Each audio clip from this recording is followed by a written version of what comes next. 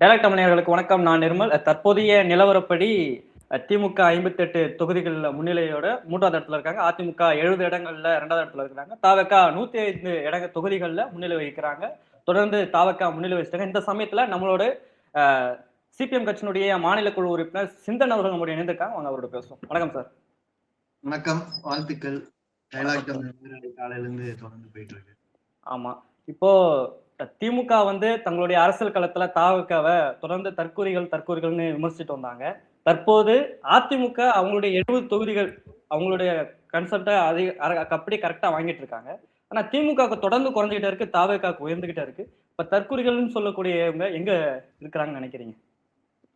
இல்ல, அதாவது திமுக சொன்ன வார்த்தைக்கு திமுக தான் பொறுப்பெடுத்துக்கணும். ஆனா நாம பல பேரும் சோசியல் மீடியால தற்கூரின்னு சொல்றத விமர்சிக்கிறத பலரும் பயன்படுத்தி இருக்காங்க.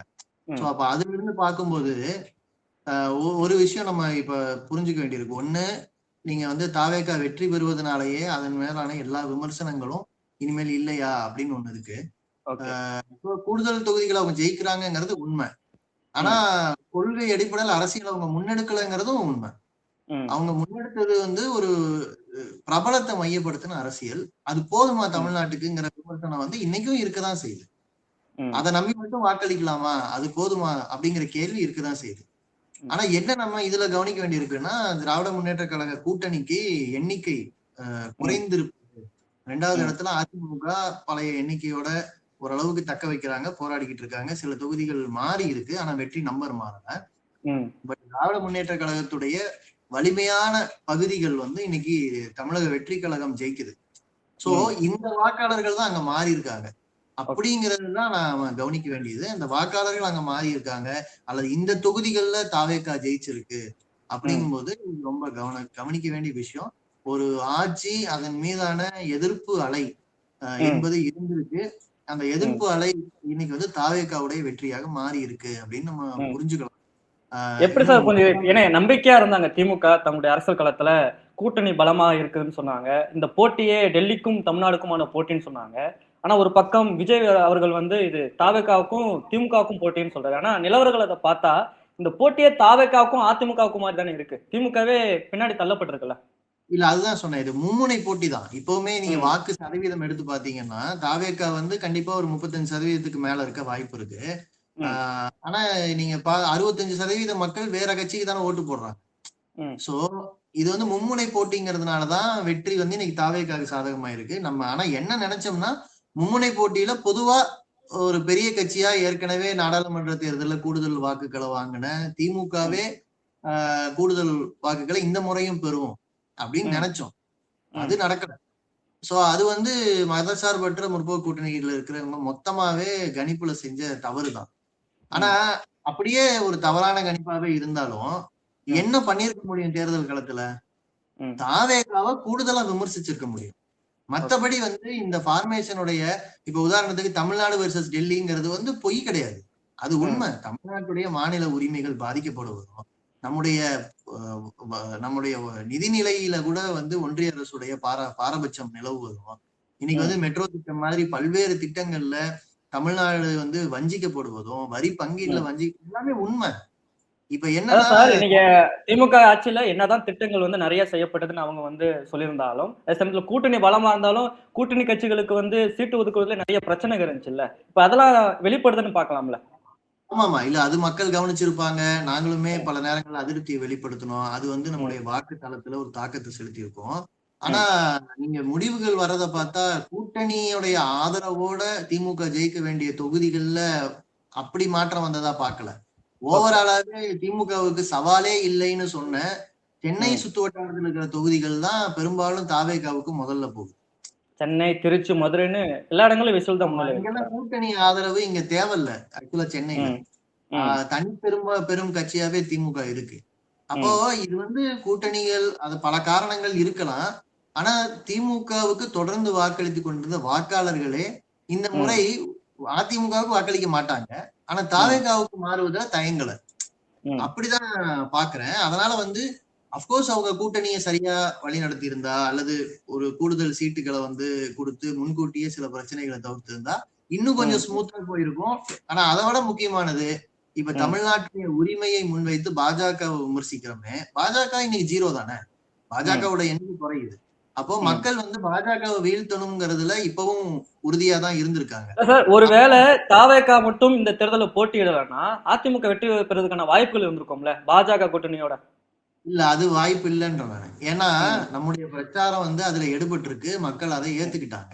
ஆனா தாவேகா மேல வச்ச விமர்சனம் ம், ஒரு அரசியல் தளத்துல என்ன விமர்சனம் வச்சோம்னு பார்க்கணும். ம், இப்ப கரூர் சம்பவம் ஒரு மோசமான சம்பவம் தான். ஆனா அதை ஒட்டி கூட வந்து அவரு ஓடி போனாரு. அவரு வந்து திமுக விமர்சிச்சாரு.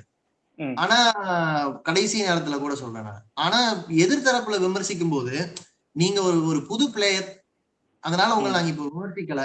நாங்க விமர்சிக்கிறது அதிமுகவை தான் அப்படிங்கிற மாதிரி இருந்துச்சு.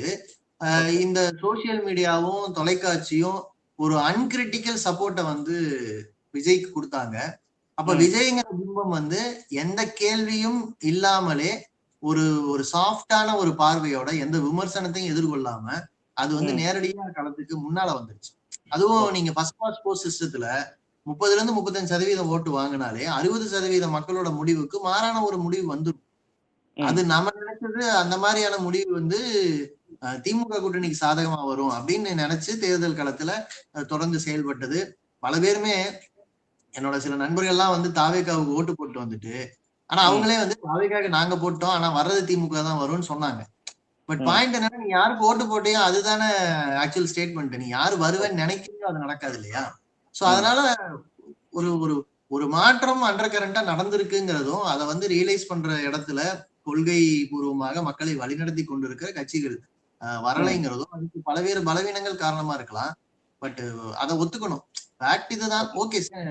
ஒன்னும் அதிகாரம் இருந்தா மட்டுமே நீங்க மக்களோட உழைக்கணும், மக்கள்கிட்ட கட்சி நடத்த முடியுங்கிற நிலைமை எல்லாம் யாருக்கும் கிடையாது.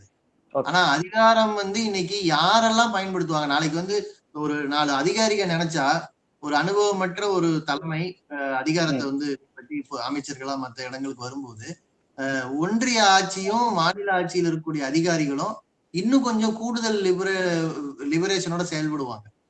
ம், அது ஓகே. லெட்ஸ் சி பார்ப்போம். ஏன்னா மக்களுடைய அடிப்படை பிரச்சனைகள் மாறாது. நாங்கலாம் வந்து அடிப்படை பிரச்சனைகளுக்கு தீர்வு காண தான் போராடிக்கிட்டு இருக்கோம். அதனால ம். இன்னும் கொஞ்சம் தீவிரமா போராடுவோம். மத்தபடி இதுல என்ன சொல்றதுக்கு இருக்கு? இதே சொல்லியிருக்காருல்ல சார், வந்தா நிறைய நல்லது பண்ணுவேன் நம்பிக்கையா சொல்லியிருக்காருல்ல. அதோட வெளிப்பாடா தானே இதை பாக்குறேன். இப்ப ம், மக்கள் நம்பிக்கை வச்சுட்டாங்க. அவரு ம், நெறைய நல்லது பண்ணுவாரு. ஆனா அந்த நல்லது என்னங்கிறதுல அவரும் கிளியரா சொல்லல. மக்களும் அதுக்காக ஓட்டு போடல. ஒரு ம், திமுகவும், அதிமுகவும் அல்லாத ஒரு மாற்றுக்கு ஓட்டு போட்டிருக்காங்க. இன்னும் ம், ஃபுல் மெஜாரிட்டி வரல. மேபி சில ம், பேருடைய ஆதரவோட அது வரலாம். அல்லது இன்னும் கொஞ்சம் இதே போக்கு தொடர்ந்துச்சுன்னா, தாவேகா தன்னுடைய மெஜாரிட்டியவே அது பெற்ற கூடும். பட் 5 ம். ஆண்டு ஆட்சி வழிநடத்தும்போது, என்னென்ன கொள்கைகளை கடைபிடிக்கிறாங்கன்னு பார்ப்போம். கொள்கை அடிப்படையில தானே விமர்சிக்க முடியும். ஓகே. ஒரு விஷயம் எனக்கு தெளிவா தெரியறது என்னன்னா, எந்த ம், அஷ்யூரன்ஸையும் மக்கள் மனதுல விதைத்து இந்த ஆட்சி வரல. இது வந்து ம், விஜய் என்கிற ஒரு ஒரு ஒரு தனிநபரை முன் வச்சு அவரு முதல்வரானா பிரச்சனைகள் தீரும், அவர் முதல்வரானா மாற்றம் வரும் அப்படிங்கிற ம். ஒரு ஒரு எதிர்பார்ப்பை விதைச்சிருக்காங்க. ஓகே. அந்த எதிர்பார்ப்புக்கு வந்து நீங்க என்ன வேணா விளக்கம் நாளைக்கு எழுதலாம். ம். எனக்கு கவலை எல்லாம் அதுதான். நீங்க ஒரு நிலைக்குமான்ற ஒரு குறிப்பிட்ட கேள்வி வருது உங்களுக்கு. நிலைக்குமான்ற கேள்வி வருதோ? இல்ல இல்ல நிலைக்குமான்னுலாம் ம், சொல்லல. அதாவது ம், போதுமான எம்எல்ஏ இருந்தா ஆட்சி நிலைச்சிரும். பட் ம். அந்த ஆட்சியை வச்சுக்கிட்டு என்ன செய்ய போறாங்கங்கிறத வந்து நம்ம பார்க்கணும்ல. ஓகே. மாற்றம்னு சொல்றேங்க. ம், மாற்றம்னு சொல்லும்போது இப்போ எல்லாமே மாற்றம் தான். ம், இப்போ இதுவரைக்கும் அமைச்சரா இருந்தவங்கல இருந்து மாறி இப்போ இன்னைக்கு வந்து ஆதவ் அர்ஜுனா அமைச்சராகலாம், புஷி ஆனந்த் அமைச்சராகலாம். அதெல்லாம் கூட ம், மாற்றம். பட் என்ன செய்ய போறாங்க? அத ம். நம்ம பார்க்கணும். எங்கள பொறுத்த வரைக்கும் அடிப்படை பிரச்சனைகள் மக்களோட நாம இப்படி களத்துக்கு எடுத்துக்க கூடாதா? திமுக வந்து ஒழுங்கா அரசியல் பண்ணதோட விளைவே விஜய்க்கான அந்த முன்னிலை வந்து பார்க்க முடியுதுல்ல. இல்ல அப்ப அது நம்ம இப்படி அதுதான் அதுதான் நான் சொன்னேன். ம், அதாவது எவ்வளவு ஒரு கட்சி ஆட்சி அரசியல் பண்ணாலும் ஃபர்ஸ்ட் ம், பாஸ் போஸ்ட் சிஸ்டத்துல நீங்க ம். 30ல இருந்து 35% ஆட்சி ஓட்டு எடுத்தீங்கனாலே நீங்க வந்து பெரிய அளவுக்கு எம்எல்ஏ சீட்டுகள் வந்து மாறிடும். ஓகே. ஆனா அது மட்டுமே அரசியல் நீங்க பார்த்துட்டு இருக்க முடியாதுல்ல. ம். ஒரு அரசியல் கட்சிக்கு எதிர்க்கட்சியாவும் ரோல் இருக்குங்க. ஓகே. சட்டமன்றத்துல மட்டும் இல்ல. களத்துல போராடுற ரோலும் இருக்கு. ம், இப்ப நான் என்ன கேட்கிறேன், தாவேக்கு ஆட்சி வருதுன்னு வச்சுக்கலாம். அந்த ம், ஆட்சி வந்த பிறகு கொள்கை அளவுல சில முடிவுகள் எடுக்கிறாங்க. அவங்க ஆட்சிக்கு வந்துட்டாங்க. அதனால அவங்க செயல்படுத்துறத படுத்தட்டும் அப்படின்னு விட்டு வைப்பீங்களா? இல்ல மக்கள் அந்த நேரத்துல பாதிக்கப்பட்டாங்கன்னா மக்களோட போய் நின்னு அந்த ம், குரலை கொண்டு போய் ஆட்சிக்கு கொண்டு போய் செலுத்துவீங்களா? ம், எனக்கு ஒரே ஒரு கவலை மட்டும் இருக்கு. ஒரு பிம்பம் அல்லது ஒரு நடிகர், ஒரு பிரபலம் இது போதும் அப்படிங்கிற இடம் இருக்கு பாருங்க. தமிழ்நாட்டு அரசியல்ல கோலோச்சறதுக்கு இது போதும். இப்ப நீங்க சீமான் மாதிரி ஆட்கள் வரல, கம்யூனிஸ்டுகளும் வந்து இப்ப கூட்டணியில இருக்கோம், நாங்க ஒரு எண்ணிக்கையில வந்துடுறோம். ஆனா இந்த அரசியலை வச்சுக்கிட்டு, இந்த உழைப்பை வச்சுக்கிட்டு தமிழ்நாட்டுல பெருசா எதுவும் பண்ண முடியாது. ஆனா ஒரு சினிமாவில் இருக்கிற பிரபலத்தை வச்சுக்கிட்டு தமிழ்நாட்டுல என்ன வேணா செய்யலாம் அப்படிங்கிற ஒரு நம்பிக்கை இந்த ரிசல்ட் கொடுக்குது இல்ல. இது வந்து நல்ல செய்தி கிடையாது. இந்த ஒரு பிம்பம், ஒரு பிரபலம் போதுங்கிறது நல்ல செய்தி கிடையாது. இந்த பிம்பத்தை உடைக்க கம்யூனிஸ்டுகள் என்ன வச்சிருக்காங்க? இந்த பிம்பத்தை உடைக்க கம்யூனிஸ்டுகள் என்ன விஷயத்தை வேற என்னத்தை வைக்க முடியும்? ஏற்கனவே உழைக்கிற உழைப்பதான் உழைக்க முடியும். அதெல்லாம் மாத்தி எல்லாம் உழைக்க முடியாது. என்னோட பார்வை வந்து நாங்கள் வைக்கிற கொள்கை நியாயம். இத மக்களுக்கு கொண்டு போய் சேர்க்கறதுக்கு புதிய வழிமுறைகளை கொண்டு வரலாம். ஆனா எங்களோட வழிமுறையை மாத்திட்டு நாங்க ஒரு 4 பிம்பத்தை வச்சுக்கிட்டு அரசியல் பண்ணலாம் நாங்க என்னைக்கு யோசிக்க முடியாது. நீங்க இந்த சமயத்துல நினைச்சிருக்கீங்களா திமுக கூட்டணியில தற்போது வந்து ரெண்டு கம்யூனிஸ்ட் கட்சிகள் தான் முன்னிலை வச்சுட்டு இருக்காங்க. கூட்டணி கட்சிகள்லயே இவங்கதான் இப்ப தொகுதிகள் அதிகமா முன்னிலை இருக்கிறாங்க. ஒருவேளை நம்ம தனிச்சு நின்று இருக்கலாமோ அப்படின்ற ஒரு கேள்வி எழுதா உங்களுக்கு இந்த சமயத்துல? இல்ல இந்த தேர்தல் முறையில வந்து எங்களை போன்ற கட்சிகள் ஒரு ஒரு பரவலான ஆதரவும் அதே சமயம் குவியலா எந்த தொகுதியிலையும் ஆதரவு தனிச்சு இல்லாத நிலைமையில வந்து கூட்டணி அரசியல் தவிர்க்க முடியாது. அது எல்லா கட்சிக்கும் தவிர்க்க முடியாது. தாவேகா இன்னைக்கு தனியா வருது, அது வேற. பட் நான் சொல்றது வந்து அவ்வளவு பெரிய பிம்பத்தோட வந்தாலும் கூட நான் அதை மாற்றா பார்க்கல. மக்கள் அரசியல் படுத்தாம மாற்று கிடையாது. மக்கள் எந்த இலக்குக்கு எந்த கொள்கைக்கு வாக்களிச்சாங்கன்னு இப்ப என்னால சொல்ல முடியல. அதனால நான் அதை வந்து பார்க்கல. தனியா நின்றதும் என்ன இருக்கும்னா இன்னும் படுதோல்வி தான் வரும். அதெல்லாம் இல்லை. நாங்க எடுத்த லைன் கரெக்ட்.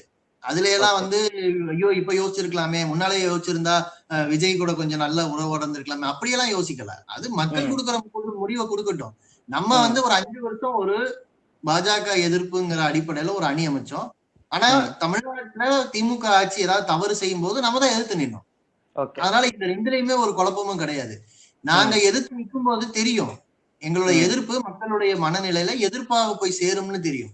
அப்ப நாங்க வந்து இத ஒரு எச்சரிக்கையாக ஆட்சியில இருக்கிற கட்சிக்கு சொல்லிக்கிட்டே இருந்தோம். இப்ப நாங்க எங்களுடைய வலுவான தளத்துல எப்பவுமே ஓட்டு கேட்கும்போது பாலாரும் தேனாரும் ஓட போகுதுன்னு ஓட்டு கேட்க மாட்டோம். ஒரு ஆட்சி வருதுன்னா அதோட லிமிடேஷன் தெரியும். அப்ப நாம வந்து தமிழ்நாடு வர்சஸ் டெல்லிங்கிற போராட்டம் உண்மை, டீலிமிட்டேஷன் பிரச்சனை தமிழ்நாட்டு தலையில கத்தி போல தொங்குதுங்கிறது உண்மை. அதை சொன்னோம். அதே மாதிரி தமிழ்நாட்டுக்கு எதிராக பாஜக செய்யற விஷயங்களை எல்லாம் சொன்னோம். இத மக்கள்கிட்ட கொண்டு போய் சேர்த்ததுல இப்பவும் பெருமை. இந்த ஒரு அணிதான் அதை செய்யுது. ஆனா அது வெற்றி அடையலையே. பாஜக எதிர்ப்பு தோல்வி தானே அடைஞ்சிருக்கு. விஜய்க்கு தானே போய் கொண்டு சேர்த்திருக்கு. அததான் சொன்னேன், தோல்வி அடையுதுங்கிறத விடவும் பாஜக எதிர்ப்பு மக்கள் ஏத்துக்கிட்டாங்க. ஆனா திமுக ஆட்சியை தொடரணும்னு மக்கள் வாக்களிக்கல. Okay, let's see. ஆனா இந்த கொள்கை பேசுவது அரசியல்ல தேவை. இன்னைக்கு வந்திருக்கிற சக்தி கொள்கை எந்த அளவுக்கு பேச போறாங்க, 2 வருஷத்துல பேசல, இனி வரக்கூடிய காலத்துல என்ன பேச போறாங்கன்னு பாப்போம். அப்படின்னா சும்மா விட்ட மாட்டோம்ல. எங்களோட ரோல் இருக்கு, எங்க பின்னால மக்கள் இருக்காங்க. அது வந்து எம்எல்ஏவா கன்வெர்ட் ஆகுதா இல்லையாங்கிறது வேற. களத்தில் நாங்கள் நடத்த வேண்டிய போராட்டங்களை இன்னும் வலிமையாக நடத்துவோம், கேள்விகளை கேட்போம். எங்க வேலை அதுதான், அதை செய்வோம். இனி எப்படியா இருக்கும்னு நினைக்கிறீங்க சார்? இப்ப விஜய் ஒரு பக்கம் வந்து ஆட்சி அமைக்கும் பட்சத்துல பாஜக எதிர்ப்பை வந்து அவரு ஒரு பக்கம் வைப்பாரு, திமுக தொடர்ந்து பாஜக எதிர்ப்பை வைக்கும், அதிமுக அந்த கூட்டணியில செயல்படும். அது எப்படியான சூழலை உருவாக்கும் தமிழ்நாடு அரசு? இதெல்லாம் நான் வந்து அப்படியேதான் நடக்கும்னு நான் சொல்ல வரல. இப்போ அதிமுக பாஜகவோட தான் அணியில தொடரும் அப்படின்னு நம்ம இப்ப சொல்லிட முடியுமா? திமுக வந்து உடனே போராட்ட களத்துக்கு வர போறாங்க நான் சொல்ல முடியுமா? சோ இப்ப வந்து தாவேகாவுக்கு ஒரு 105ல இருந்து 108 சீட்டு கிடைக்கிற மாதிரி தெரியுது. இன்னும் கூட அது 110 வரைக்கும் போலாம். ஆனா தமிழ்நாட்டுல ஆட்சி அமைக்கணும்னா 117 சீட்டு வேணும். சோ வெளியில இருந்து ஒரு 10-15 சீட்டு இருக்கக்கூடிய கட்சிகளுடைய ஆதரவு தாவேகாவுக்கு தேவைப்படலாம். ஒண்ணு பாஜக மேல இருந்து ஒரு அழுத்தத்தை கொடுத்து என்டிஏல இருக்கக்கூடிய கட்சிகளை எல்லாம் தாவேகாவோட கூட்டணியில சேர்த்து எங்க விருப்பப்படி ஆட்சி நடத்துங்கன்னு கேக்குதான்னு நமக்கு தெரியாது. இவங்க பணிஞ்சு போக போறாங்களான்னு தெரியாது. அல்லது தாவேகா வந்து அப்படி நாங்க இருக்கவே மாட்டோம், பாசிச பாஜகவோட சேர மாட்டோம்னு சொல்லிட்டு திமுகவோட கூட்டணியில இருக்கிற பல கட்சிகளை போய் அணுகி நீங்க கொஞ்சம் எங்களை ஆதரிங்க, நம்ம எல்லாம் சேர்ந்து ஆட்சி அமைப்போம்னு சொல்றாங்களான்னு தெரியாது. லெட்ஸ் சி, அதனாலதான் நடக்கட்டும். பட் எங்களை பொறுத்த வரைக்கும் ஆட்சியும் அதிகாரமும் மட்டுமே மக்களுக்கு நல்லது கொடுக்கணும்னு நாங்க நினைக்கல. மக்கள் அரசியல் படணுங்கிற தேவைதான் இந்த தேர்தல் முடிவுல எங்களுக்கு அதிகமா புரியுது. இன்னும் மக்கள் அரசியல் படுத்துறதுக்கு கடுமையா உழைக்கணும். இருந்தாலும் சோசியல் மீடியாவில விஜய் கட்சியினர் ட்ரெண்ட் ஆக்குனதே இந்த போதைப் பொருள் அதிகமா இருக்குது, வேலையின்மை அதிகமா இருக்குது, இந்த விஷயம் எல்லாம் இந்த தேர்தல் காலத்துல எடுபட்டு நம்ம எடுத்துக்கலாம்ல?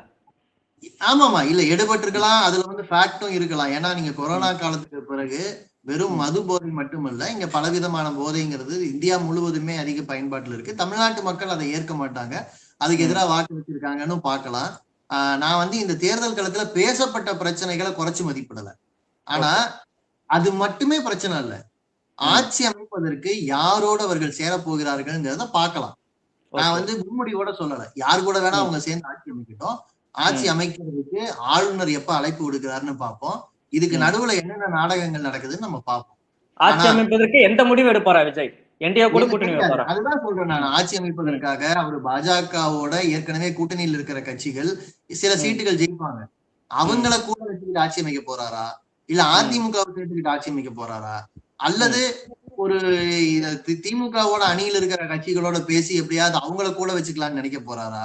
இவங்க முயற்சி எடுக்க போறாங்களா நமக்கு தெரியாது. ஆனா நான் ஒரு விஷயத்த தெளிவா சொல்றேன். அதிகாரம் மட்டுமே மக்களுக்கு நன்மையை கொண்டு வந்துடாது. ஏன்னா இந்த தேர்தல்ல கொள்கையை முன்வைத்த கட்சிகள் பின்னுக்கு போயிருக்கு. ஆனா அந்த கொள்கைக்கு மக்கள் மதிப்பளிச்சிருக்காங்க. இப்ப நான் என்ன நினைக்கிறேன்னா அதை தாவேக புரிஞ்சுக்குதா? இனி வரக்கூடிய 5 ஆண்டுகள்ல தேர்தல் களத்துல நாங்க முன் வச்ச அதே கொள்கைய தாவேக செயல்படுத்தும் போது ஆதரிக்கலாம். ஒருவேளை தாவேக செயல்படுத்தலன்னா நாங்க அடுத்த 5 வருஷம் கழிச்சு இன்னொரு எலெக்ஷனுக்கு வெயிட் பண்ண முடியுமா? அப்போ மக்கள் கிட்ட போகணும், மக்கள்கிட்ட அதை எடுத்து சொல்லணும், போராடணும். பல்வேறு வேலைகள் எங்களுக்கு இருக்கு.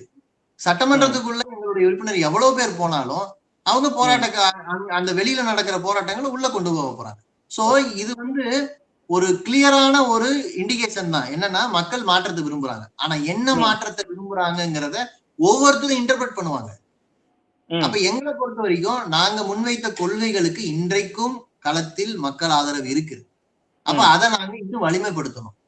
இன்னொன்னு, தனிநபர் சார்ந்து வாக்களிக்கிற அந்த போக்கு தமிழ்நாட்டுக்கு புதுசு இல்ல. ஆனா அந்த போக்கு தொடரலாமா? அது வந்து எங்களை போன்ற கட்சிகள் இன்னும் கூடுதலா உழைக்கணும். இது நான் மக்களை குறை சொல்றது ஒண்ணும் இல்ல. ஆனா மக்கள் இந்த நிலைமையிலதான் இருக்காங்கிறத புரிஞ்சுக்கணும். தமிழ்நாடு அந்த மண்ணு இந்த மண்ணுன்னு சொல்றோம். அதுக்காக தமிழ்நாட்டுல இருக்கிற எல்லாருமே வாக்களிக்கும் போது எல்லாத்தையும் சீர்தூக்கி பார்த்து இதுக்குதான் வாக்களிப்பேன்னு சொல்ற நிலைமை இருக்கா? அல்லது இந்த தேர்தல் முறையில விகிதாச்சார பிரதிநிதித்துவம் இருக்கா? ஓட்டுக்கு தகுந்த மாதிரி சீட்டு எண்ணிக்கை கன்வெர்ட் ஆகிற நிலைமை இருக்கா? கிடையாது. அப்ப இந்த 2 பிரச்சனையுமே மக்கள்கிட்ட சொல்லணும். அதை எடுத்துட்டு போக வேண்டிய பொறுப்பு எங்களுக்கு இருக்கு. கம்யூனிஸ்டுகள் கண்டிப்பா இருக்கு. தற்போதைய நிலவரப்படி இப்ப திமுக 60 சீட்டு வரைக்கும் இப்ப முன்னிலை வந்திருக்காங்க. அதிமுக 69ல இருக்கிறாங்க. தவிக 105ல இருக்கிறாங்க. இந்த எண்ணிக்கையில இருந்து ஏதாவது மாறதுக்கான வாய்ப்புகள் இருக்கா? தற்போதைய 12 மணி நிலவரப்படி இப்ப மணி 12 ஆயிருச்சு. பெரிதாக மாறாது. இழுபறியில் இருக்கக்கூடிய சில தொகுதிகள் நிலைமை வேணா இருக்கலாமே தவிர பெரும்பாலும் இப்ப இருக்கிற நிலைமை மாறாது. அப்போ ஒருவேளை 110 வரைக்கும் தாவேகா போகுதுன்னு வச்சுக்கலாமே, அவ்வளவுதான் மாற்றம். அப்போ கண்டிப்பா யாராவது கூட்டணியோட ஆதரவு தேவைப்படலாம். அவ்வளவுதான். நான் இதை தாண்டி வந்து இதுல ரொம்ப எல்லாம் கற்பனை பண்ண விரும்பல. ஆனா எங்களை பொறுத்த வரைக்கும் கம்யூனிஸ்டுகள் ஏதாவது ஒரு கட்சியோட சேர்ந்து கூட்டணியில அமைச்சரவையில போற அந்த மாதிரி போக்கு எங்களுக்கு கிடையாது. நம்ம நிலைப்பாடு இல்ல. அப்ப நம்ம என்ன பண்ணுவோம்? ஒருவேளை இந்த கட்சி ஒரு வெளியிலிருந்து, அதாவது ஒரு ஆரோக்கியமான சட்டமன்ற செயல்பாடு என்பது சாத்தியமானா அதை பயன்படுத்திக்குவோம். சட்டமன்றத்தில் நடக்கிற விவாதங்களுக்கு ஆட்சி முக்கியத்துவம் கொடுக்க வேண்டும் என்கிற நிலைமை வந்தா பயன்படுத்திக்குவோம். ஆனா எனக்கு என்ன கவலைன்னா, இது வரைக்கும் ஊடகங்களை சந்திக்கல, மக்களை முறையா போய் சந்திக்கல, ஒரு கடும் உழைப்ப அவர் செலுத்தல. இந்த விமர்சனம் எல்லாம் தேர்தல் முடிவு இப்படி வர்றதுனால உண்மையா இல்லாம போயிடுமா? நடிகர் விஜய் இதையெல்லாம் செய்யலங்கிறது ஃபேக்ட் தானே. அவரு தானே தலைவரா மாறி இருக்காரு. தலைவருக்குரிய குணம் அவர்கிட்ட வெளிப்படலங்கிறது உண்மைதானே. அப்ப இந்த விமர்சனம் தொடர்ந்தால், இதே போக்கு தொடர்ந்தால் அவர் நாடாளுமன்றத்தை சட்டமன்றத்தை எப்படி மதிப்பாருங்கிற ஒரு கேள்வி இருக்குல்ல. சோ பாப்போம். இந்த நிலைமை இப்போதைக்கு இந்த நம்பர் மாறாது, பெரிய அளவுக்கு மாற வாய்ப்பு இல்ல. அப்போ இந்த கூட்டணி கணக்குகள் இனிமேல் வரும். ஊடகங்கள்ல நிறைய நாள் விவாதம் நடக்கும். அது தெரியும். மாறாத பட்சத்துல திமுகவுடைய இந்த தோல்விக்கு பின்னால என்னவா எடுத்துக்கலாம் நாம? அவங்களுடைய திட்டங்கள் ஒழுங்கா மக்களுக்கு போய் சேரல, இல்ல திட்டத்தை எதிர்பார்க்காம வேற என்ன எதிர்பார்க்கறாங்க, அல்லது திமுகவுடைய கூட்டணியில அந்த கூட்டணி கட்சிகளுக்கு ஒழுங்கா சீட்டு கொடுக்காததுதான் இதுக்கு ஒரு முக்கிய காரணமா? இதெல்லாம் சேர்ந்ததுதான் இந்த தோல்வி. அதெல்லாம் இப்படி எல்லாம் நம்ம சொல்ல முடியாது. ஏன்னா எந்த தொகுதியில தோல்வி, எந்த தொகுதியில வெற்றிங்கிறது. இன்னொன்னு, மக்களுக்கு நலத்திட்டம் வேணாம்னு போய் ஓட்டு போடுவாங்களா? ஆனா நலத்திட்டத்தை தாண்டியும் மக்கள் நிறைய எதிர்பார்க்கறாங்கிறது தானே. இப்போ ஒரு 1000 ரூபாய் உதவித்தொகை கொடுத்ததோ அல்லது பஸ்ல வந்து இலவசமாக பெண்கள் பயணிக்க உறுதி செய்ததோ நாட்டோட வளர்ச்சியில பங்களிப்பு செலுத்தின விஷயம்தான். ம். இப்போ அதெல்லாம் வேணாம் மக்கள் வாக்களிக்கல. வேற ஏதோ அதிருப்திங்கிறது மக்கள்ல ஒரு பகுதியிட்ட இருக்கு. இப்ப இல்ல சார், இப்ப திமுக திமுக கூட்டணியில சமீபத்துல உங்க கட்சியுடைய அரசு தலைமை குழுப்பினுக்கே பாலகிருஷ்ணன் ஒரு அதிருப்தியை தெரிவிச்சாரு, வைகோ ஒரு அதிருப்தி தெரிவிச்சாரு, திருமாவளவன் ஒரு கவலையான வீடியோ வெளியிட்டாரு. இப்ப இதெல்லாம் பார்க்கும்போது தெரியல, கூட்டணிக்குள்ள ஏதோ ஒரு குழப்பம் இருந்திருக்கு, அது மக்கள் மத்தியிலும் வெளிப்பட்டுக்கணும் கூட எடுத்துக்கலாம்ல. அதாவது மூணையும் ஒன்னா சொல்ல வேண்டாம். ஒண்ணு வந்து இது திருமாவளவன் பேசுனது. திருமாவளவன் பேசுனதுல ஒரு ஃபேக்ட் இருக்கு. என்னன்னா அவருக்கு வந்து கீழ களத்துல தாவேகா அல்லது வேறு திமுகவுக்கு எதிர்ப்பு இருக்குங்கிறத அவரு ரியலைஸ் பண்ணிருக்கலாம். இருந்தாலும் கூட நான் எடுத்த முடிவு சரியானது. ஆனா இந்த எதிர்ப்பு இருக்குன்னு எனக்கு தெரியும். அதனால சில இழப்புகள் வரும், பாத்துக்கலாம் அப்படின்னு அவரோட ரியாக்ஷன் இருக்கலாம். பிரேமலதா பேசுனதோ வைகோ பேசுனதோ வேற. ஆனா தோழர் பாலகிருஷ்ணன் பேசுனது இதோட சம்பந்தப்பட்டது கிடையாது. தோழர் பாலகிருஷ்ணன் சொன்னது என்ன? திமுக ஆட்சி காலத்துல பல்வேறு சாதனைகள் செஞ்சிருக்காங்க, அவங்க மீண்டும் ஆட்சிக்கு வருவாங்கன்னு கூட நாங்க நம்புறோம். அதான் சொன்னாரு, ஆட்சிக்கு வருவாங்கன்னு தான் சொன்னாரு. சொல்லிட்டு ஆனா கடந்த ஆட்சி காலத்துல இளைஞர்கள் நிரந்தரமற்ற வேலையில் தான் அமர்த்தப்பட்டார்கள், அரசு வேலையில கூட. அப்ப இதை நிரந்தரப்படுத்தணும் என்று அவர் சொன்னது சரியான விஷயம்தான். இனி வரக்கூடிய காலத்துல எந்த ஆட்சி அமைஞ்சாலும் போராடுவோம்னு சொன்னாரு. அது திமுக ஆட்சி அமையுங்கிற எதிர்பார்ப்புல சொன்னாரு. எந்த ஆட்சி அமைஞ்சாலும் நாங்க போராடுவோம். இப்ப அமையல, அதுக்காக போராடாம இருந்துருவோமா? இளைஞர்களுக்கு நிரந்தர வேலை வேணும். ஏற்கனவே இருக்கக்கூடிய வேலை காலி பணியிடங்கள் நிரப்பப்படணும். ஏற்கனவே இருக்கக்கூடிய வேலைக்கு உரிய சட்ட பாதுகாப்புங்கிறது தரப்படணும். அவங்களுக்கு 8 மணி நேரம் வேலை, மற்ற தொழிலாளர்களோட கோரிக்கைகள் மதிக்கப்படணும். மதிக்கப்படலைன்னா நாங்க போராடுவோம். நாங்க ஏற்கனவே போராடி இருக்கோம். இத சொல்றதுங்கிறது களத்துல இதெல்லாம் நிலவுதுன்னு தெரிஞ்சதுனாலதான். பாயிண்ட் என்னன்னா, ஒரு தேர்தல்ல எல்லா பிரச்சனைக்கும் தீர்வு காண முடியாது. தேர்தலே எல்லா பிரச்சனைக்கும் தீர்வுன்னு முன்வைக்கிறத நாங்க எதிர்க்கிறோம். ஆனா மக்கள் ஒருவேளை இததான் பிரதான பிரச்சனையா நினைச்சு ஓட்டு போட்டுருக்கலாம். ஏன்னா எல்லா கட்சியும் உதவித்தொகை கொடுப்போம்னு சொல்றாங்க, எல்லா கட்சியும் நலத்திட்டம் செயல்படுத்துவோம்னு சொல்றாங்க, யாரும் மாட்டேன்னு சொல்லல. அப்ப அது பிரச்சனை இல்லை. மக்கள் வேறு பிரச்சனைகள், குறிப்பா வேலை வாய்ப்புங்கிறது ஒரு பிரதான பிரச்சனை, நம்முடைய இளைஞர்களுக்கு வேலை வேணுங்கிறது பிரதான பிரச்சனை, அதுக்காக கூட வாக்களிச்சிருக்கலாம். ஆனா வரக்கூடிய ஆட்சி அதை செய்யுமா? அதை செய்யும்னு எதிர்பார்க்கறத விடவும் செய்ய வைக்கிறதுக்கு என்ன பண்ண என்பது நாம யோசிக்கிறோம். அதுதான். மற்றபடி இந்த பிரச்சனைய பாலகிருஷ்ணன் சொன்னதும் திருமாவளவன் சொன்னதும் மற்றவர்கள் சொன்னதும் ஒண்ணு கிடையாது. அவங்கவுங்களுக்கு ஒரு நோக்கம் இருக்கு. அவங்கவுங்க வந்து சரியா ஒரு அனாலிசிஸ்ல இருந்து சொல்லியிருக்காங்க.